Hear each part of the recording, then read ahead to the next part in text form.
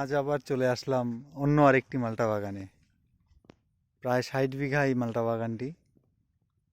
ফল দেখুন বন্ধুরা, কি পরিমাণে ফল হয়ে আছে।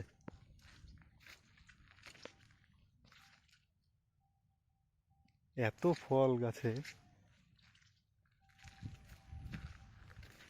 সব ফল ছিঁড়ে রেডি করছে ওনারা বাজারে বিক্রির জন্য। বর্তমানে এখনো গাছে, প্রত্যেকটি গাছে প্রায় 1 কুইন্টালের উপরে ফল হবে, এরকমও গাছ রয়েছে।